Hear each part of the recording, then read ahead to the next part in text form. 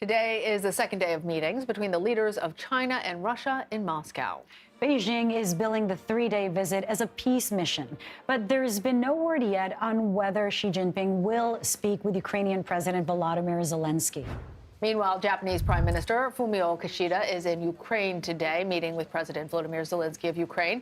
Ukraine's foreign ministry described that visit as historic. Let's now bring in CBS News contributor and former U.S. ambassador to Russia, John Sullivan. Ambassador Sullivan, can you tell us just, China has presented itself as a peace broker for some time now, saying it has a plan for de-escalation and an eventual ceasefire in Ukraine. But the proposal has been dismissed by Ukraine and by Western allies.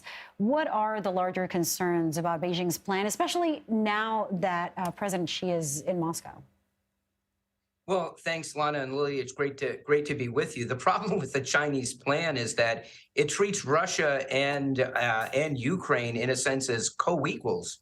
It doesn't acknowledge that Russia launched an aggressive war, breached international boundaries to invade another country, and has committed war crimes in doing so.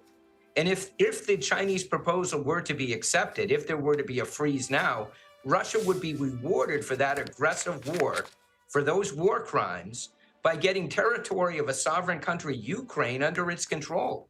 And civilized nations can't accept that, which is why the U.S. government and many other governments have said that Chinese peace proposal is a non-starter. Yeah, on that, Ambassador Sullivan, with Ukrainian President Volodymyr Zelensky saying that he wants to speak with President Xi while Xi has Putin's ear. Is that the message that he is expected to try to deliver? And under what circumstances do you actually foresee any of that happening? Well, sure. I think President Zelensky has quite rightfully tried to be solicitous of China. China is an extremely important country, an enormous economy. But the fact remains that President Xi is meeting with President Putin today. And President Putin is now indicted by the International Criminal Court for war crimes. Simultaneously, as you reported, the Japanese Prime Minister is visiting Kyiv, and in fact today went and visited a mass grave in Bucha, evidence of Russian war crimes in Ukraine.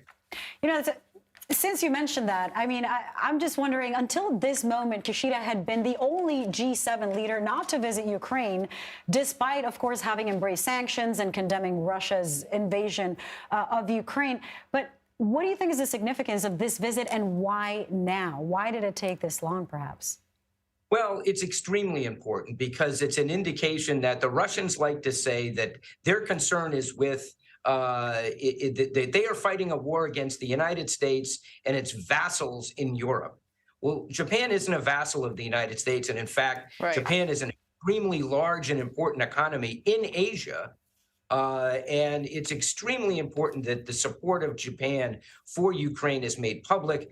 At the same time that another large Asian country is supporting President Putin. I think it's a big boost in the arm for President Zelensky, an important statement by Prime Minister Kishida. All right, Ambassador John Sullivan, thank you so much. Thank you.